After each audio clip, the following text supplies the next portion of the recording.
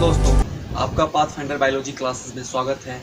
और आज हम लोग चलते हैं नए चैप्टर की ओर, जेनेटिक्स के बारे में। जेनेटिक्स स्टार्ट करने से पहले हमको समझना होगा जेनेटिक्स के कुछ जनरल टर्म्स के बारे में। क्या होते हैं जेनेटिक्स के कुछ जनरल टर्म्स? चलिए देखते हैं क्या होता है जेनेटिक्स के कुछ general terms. First of all देखते हैं कि जेनेटिक्स होता क्या है। जेनेटिक्स क्या है, ये कैसे होता है? जेनेटिक्स क्या है?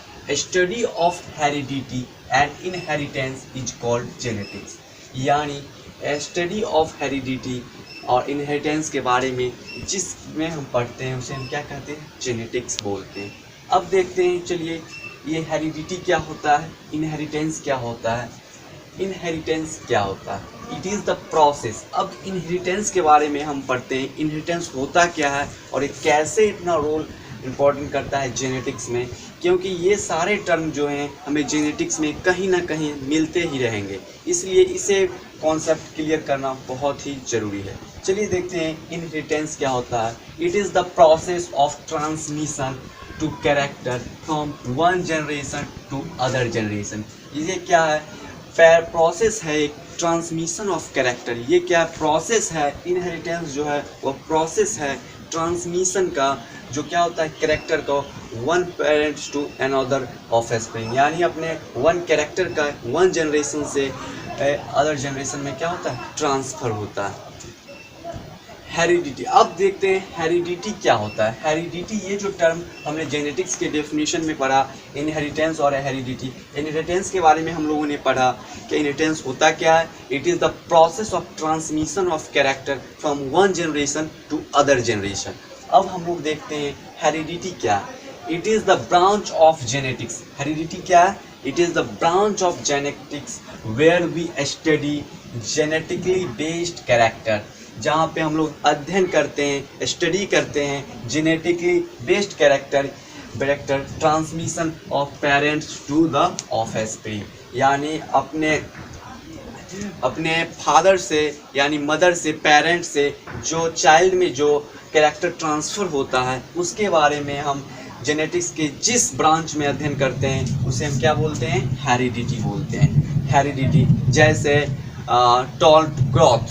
ग्रोथ जो होता है वह हमारे पेरेंट्स यानी पेरेंट्स टू ऑफ स्प्रिंग आता है, जिसमें डॉर्फिज्म और टॉलनेस होता है। दूसरा है ये जो कैरेक्टर होता है, ये कैरेक्टर होता क्या है? ये कैरेक्टर हम यूज कर रहे हैं बार बार। It is the branch of genetics where we study genetically based character. ये कैरेक्टर क्या है? ये कैरेक्टर होता क्या? Morphological and physiological features of an organism का morphological and physiological character of an organism is called character. यानी morphological और physiological जो फीचर्स होता है ऑर्गेनिज्म का, जीव का, उसे ही हम क्या कहते हैं? कैरेक्टर कहते हैं। अब हम बात करते हैं ये मॉर्फोलॉजिकल और फिजियोलॉजिकल में क्या डिफरेंस है। What is difference between morphological and physiological? Morphological उसे कहते हैं जिससे क्या होता है? हमारा स्ट्रक्चर के बारे में जिसमें हम क्या स्टडी करते हैं उसे मॉर्फोलॉजिकल कहते हैं। जैसे हाइट क्या स्ट्रक्चरल है, जिसमें हम अध्ययन करते हैं उसे मॉर्फोलॉजिकल कहते हैं। फिजियोलॉजिकल नॉर्मल फंक्शन जो होता है उसमें अध्ययन जिसमें करते हैं उसे फिजियोलॉजिकल कहते हैं। ये हो गया हमारा कैरेक्टर। जैसे height and colour of skin, ये सब क्या है? ये सब कैरेक्टर है किसी भी ऑर्गेनिज्म का। अब हम और कुछ हैं जेनेटिक टर्म्स जिसके बारे में पढ़ते हैं। चलिए अब हम देखते हैं क्या होता है नेक्स्ट टर्म, जो जनरल टर्म्स है जेनेटिक्स का, ट्रेट्स। क्या होता है ट्रेट्स? ये क्या है? ये आपको बार बार ये सारे टर्म्स आते रहेंगे जो आपको परेशानी में डाल सकते हैं, इसलिए आपको सारा कॉन्सेप्ट क्लियर होना चाहिए। उसके बाद हम जेनेटिक्स बहुत ही अच्छे से पढ़ेंगे। ट्रेट्स क्या होता है? इजीली डिस्टिंग्विशेबल, जो क्या हो? Easily distinguish feature of a character is called traits. जो क्या हो? इजीली डिस्टिंग्विशेबल हो, जिसमें हम क्या हो? इजी आसानी से क्या हो? दो भागों में उसे क्या हो? हम अंतर कर सके, डिस्टिंग्विशेबल कर सकें, और ऐसे कैरेक्टर को हम क्या कहेंगे? ट्रेट्स बोलेंगे। जैसे जब हाइट की बात करें हम, तो हाइट से हमें पता नहीं चलता है कि वो क्या है, टॉल है या डॉर्फ है। हाइट एक कॉमन टर्म है, यूज होता है, जो टॉल और हाइट डॉर्फ दोनों के लिए यूज करते हैं। लेकिन जब आपको टॉलनेस की बात किया जाए, टॉल का बात किया जाए, तो आपको इजीली पता चल जाएगा कि वो क्या है, डिस्टिंग्विशेबल है क्या, डॉर्फिज्म से। यानी जब हमें लंबापन का बात किया जाए कि वो आदमी लंबा है तो हम आसानी से पता चल सकते हैं कि वह लंबा है, लेकिन हाइट यानी लंबाई का बात किया जाए तो हम पता नहीं चलता है ग्रोथ क्या है, ये हाइट क्या है, उसमें पता नहीं चल पाता है कि वह क्या बौना है या लंबा है, यानी टॉल है या डॉर्फिज्म है। लेकिन जब बात किया जाए टॉलनेस या डॉर्फिज्म तो हमें इजीली भी डिस्टिंग्विश कर सकते हैं क्या हुआ उसका हाइट कैसा है। इसी टर्म्स को हम क्या बोलते हैं, ट्रेट्स बोलते हैं। यानी tallness and dwarfness is common is called traits. समझ गए, ये ट्रेट्स होता है। टॉलनेस और डॉर्फिनेस जो हम डिस्टिंग्विश इजीली जो दोनों में हम अंतर कर पाए, ऐसे कैरेक्टर को हम क्या बोलेंगे, ट्रेट्स बोलते हैं। चलिए दूसरा है जीन। ये बहुत ही इंपॉर्टेंट है, बार बार आपको जेनेटिक्स में ये भी टर्म आएंगे। जीन क्या होता है, gene is the unit of inheritance. क्या है ये, यूनिट है इनहेरिटेंस का, क्या है यूनिट है। अब हम इससे पहले जान चुके हैं इनहेरिटेंस क्या है, transmission of character from one generation to another generation is called inheritance. हम कैरेक्टर का ट्रांसमिशन करते हैं one generation to another generation is called inheritance. और इसका जो सबसे यूनिट है, यूनिट ऑफ इनहेरिटेंस, यानी जो इसका इकाई है, मतलब एक यूनिट है, उसको हम क्या बोलेंगे, जीन बोलेंगे। यही जीन क्या होता है, ट्रांसफर होता है हमारे पेरेंट्स टू ऑफस्प्रिंग। चलिए अब जीन हम समझ लिए, अब हम एलील्स की बात करते हैं। एलील्स भी बहुत आएंगे आपको। जो एलील्स होता क्या, when two genes are located on same locus, यानी दो जीन्स जो है क्या लोकेटेड ऑन हो same locus on homologous chromosome is called alleles. यानी जब दो जीन्स क्या हो लोकेटेड हो सेम क्रोमोसोम पर on a homologous chromosome is called alleles. यानी देखिए यहाँ पे क्या है, दो क्रोमोसोम होमोलोगस क्रोमोसोम, ये दोनों क्या है होमोलोगस क्रोमोसोम। यानी अगर हम मान ले कि ये ए जो है ये लोकस, यहाँ पे भी क्या है ए है, यानी ए जो है ये हाइट के लिए रिस्पॉन्सिबल है।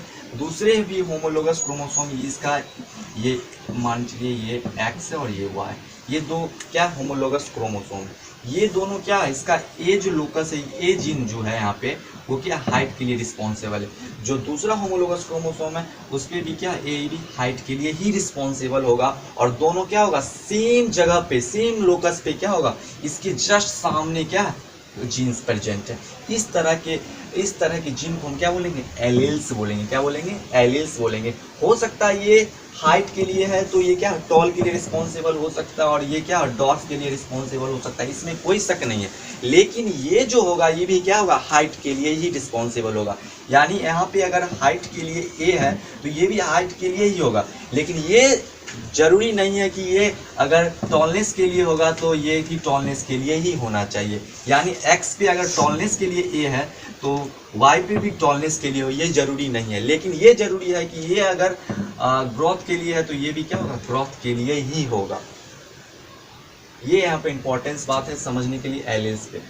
अब हम बात करते हैं दूसरा डोमिनेंट जीन। डोमिनेंट जीन होता क्या है, देखिए जो एक्सप्रेस करता है, जो अपने आप को नेक्स्ट जनरेशन में अपना इफेक्ट डालता है वह डोमिनेंट है। यानी आप ही किसी भी महफिल में जाओ और अपना दबदबा कायम कर दें तो आप उस महफिल का क्या है, डोमिनेंट जीन कहलाएंगे। यानी आप अगर आज क्रिकेट खेलने जाते हैं और वहाँ पे मैदान पे आपने 6 छक्के लगा दिए तो उस मैदान का आप क्या है, डोमिनेंट, यानी आपका वहाँ पे क्या है, दबदबा। तो वैसा जीन जिसपे क्या हो दबदबा, उसके प्रेजेंट में किसी दूसरे का दबदबा ना रहे, जो उसके पहुँचते ही दूसरे का क्या फीका पड़ जाए, वैसे जीन को हम क्या बोलते हैं, डोमिनेंट जीन कहते हैं। जैसे टॉलनेस, अगर टॉलनेस अगर प्रेजेंट है तो वहाँ पे डॉर्फनेस का क्या कोई औकात ही नहीं है, वो क्या होगा, रिसेसिव हो जाएगा। इसलिए dominant to express itself in next generation is called dominant gene. वैसा जीन जो अपने आप को क्या है एक्सप्रेस करे नेक्स्ट जनरेशन के लिए, उसे क्या कहते हैं, डोमिनेंट जीन कहते हैं। अब इसके बाद देखते हैं क्या होता है रिसेसिव जीन।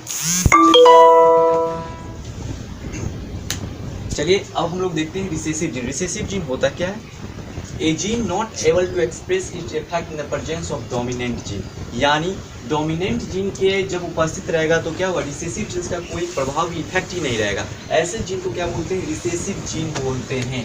याद रहे जब डोमिनेंट जीन प्रेजेंस रहेगा तो इसका इफेक्ट नहीं होगा। जैसे विराट कोहली के आते ही क्या होता है, सारा बॉलर क्या होता है, रिसेसिव हो जाता है। इसका एग्जाम्पल इस तरह से हम समझ सकते हैं, a gene is not able to express its effect in the presence of a dominant gene. यानी किसी भी डोमिनेंट जीन्स के प्रेजेंस में क्या होगा, रिसेसिव जीन्स का कोई इफेक्ट ही नहीं रहेगा। तो ऐसे जीन्स को हम क्या बोलते हैं, रिसेसिव जीन्स बोलते हैं। जैसे एग्जाम्पल हम लेते हैं टॉल और डॉर्फिज्म का, यानी ग्रोथ का हम एग्जाम्पल लेते हैं। यानी जब ग्रोथ में टॉल का जीन भी प्रेजेंस रहेगा और डॉर्फ का भी जीन्स प्रेजेंस रहेगा, तो रिसेसिव जीन्स जो होगा वह डॉर्फ का जीन्स होगा, यानी बौनेपन का जो जीन होगा वह डॉर्फ होगा, वो एक्सप्रेस नहीं हो पाएगा। और लंबेपन का जीन जो होगा क्या होगा, एक्सप्रेस हो जाएगा, यानी टॉलनेस का जीन क्या होगा, एक्सप्रेस होगा। दूसरा है वाइल्ड जीन। वाइल्ड जीन होता क्या है, it's naturally occurring gene in a population is called wild gene. जो क्या नेचुरल यानी प्राकृतिक रूप से हमारे अंदर जो जीन्स विद्यमान है, वैसे जीन्स को हम क्या बोलते हैं, वाइल्ड जीन बोलते हैं। इट इज ऑलवेज डोमिनेंट, ये हमेशा डोमिनेंट होता है। But in some cases it's mutation occurs, क्या होता है इसमें म्यूटेशन अकर्स हो जाता है, जिसके कारण क्या होता है ये रिसेसिव हो जाते हैं। ऐसे जीन्स को हम क्या बोलते हैं, रिसेसिव जीन्स भी, म्यूटेंट जीन भी बोलते हैं। यानी जब वाइल्ड जीन में क्या होगा, म्यूटेशन अकर्स हो जाएगा, जिसके कारण क्या हो जाएगा, वो डोमिनेंट उसका जो कैरेक्टरिस्टिक है उसमें क्या होगा, चेंज हो जाएगा, वो रिसेसिव हो जाएगा। इस तरह की जीन्स को हम क्या बोलते हैं, म्यूटेंट जीन भी बोलते हैं। चलिए अब कुछ बेसिक टर्म्स है जो हमें मेंडल्स लॉन्स में भी उपयोग हो जाएंगे, जैसे होमोजाइगस, हेट्रोजाइगस, फिनोटाइपिक, जीनोटाइपिक। ये चारों जो टर्म है ये बहुत इंपॉर्टेंट, जिसे हम आगे यूज करेंगे इसमें मेंडल्स लॉ में। क्या होता है homozygous, if the gene have a similar arrangement is called homozygous, जिसमें क्या हो, सिमिलर अरेंजमेंट हो। जैसे अगर दो जीन हम क्या जानते हैं, दो होमोलोगस जीन होते हैं, ये दोनों जीन क्या सिमिलर, यानी अगर टॉलनेस की बात करें तो क्या दोनों कैपिटल टी, और डॉर्फनेस की बात करें तो दोनों क्या है, स्मॉल टी। यानी दो जब होमोलोगस जीन सिमिलर हो तो ऐसे जीन्स को हम क्या बोलेंगे, होमोजाइगस जीन्स बोलेंगे। क्या बोलेंगे, होमोजाइगस जीन। इसका क्या अपोजिट है, हेट्रोजाइगस में क्या होगा, dissimilar arrangement of gene is called heterozygous gene. यानी देखिए एक क्या है टॉलनेस के लिए है, एक क्या है डॉर्फनेस के लिए, एक टॉलनेस के लिए दूसरा डॉर्फनेस के लिए। तो ये क्या है, dissimilar arrangement of gene is called heterozygous gene. अब फिनोटाइपिक क्या होता है, a morphological expression of an organism is called phenotype. यानी जो एक्सप्रेशन हम क्या होते हैं, उपस्थित होता है किसी भी ऑर्गेनिज्म में, उसे हम क्या बोलते हैं, फिनोटाइप कहते हैं। मॉर्फोलॉजी क्या होता है, मॉर्फोलॉजिकल स्ट्रक्चरल चेंजेस, यानी स्ट्रक्चर के आधार पर जो उपस्थित होता है वैसे ऑर्गेनिज्म में क्या होता है, उसे क्या बोलते हैं, फिनोटाइप बोलते हैं। जीनोटाइप क्या होता है, दूसरा टर्म आता है जीनोटाइप। जीनोटाइप क्या होता है, genetic constitute of an organism is called genotype. यानी जीनोटाइप होगा क्या, ये क्या होगा, हमारे जीन्स में तो प्रेजेंट रहेंगे लेकिन एक्सप्रेस नहीं हो पाते हैं, ऐसे अरेंजमेंट को क्या बोलते हैं, जीनोटाइप बोलते हैं। जो एक्सप्रेस होंगे उन्हें फिनोटाइप, जो जीन्स में प्रेजेंट रहेंगे लेकिन एक्सप्रेस नहीं होंगे वैसे इसको बोलते हैं जीनोटाइप। जैसे टॉलनेस और डॉर्फनेस की हम बात करें, टॉलनेस क्या होता है, एक्सप्रेस होता है, वो क्या है, हमारा फिनोटाइप है। लेकिन क्या कहीं ना कहीं इस कंडीशन में देखिए टॉलनेस और डॉर्फनेस दोनों प्रेजेंट हैं, लेकिन एक्सप्रेस कौन होता है, टॉलनेस होता है। लेकिन कहीं ना कहीं क्या होता है, ये डॉर्फनेस का जीन्स भी प्रेजेंट रहता है हमारे। इस तरह के अरेंजमेंट को हम क्या बोलते हैं, जीनोटाइप बोलते हैं। इस तरह से हम लोगों ने जनरल टर्म्स जो यूज होगा हम लोगों ने पढ़ा इसके बारे में। अब हम देखेंगे जेनेटिक्स में क्या उसका रोल है, क्या है, नहीं उपयोग है। ठीक है, इसके रिलेटेड कोई भी क्वेश्चन हो तो हमें कमेंट बॉक्स में लिखें, लाइक करें, सब्सक्राइब करें। Thank you.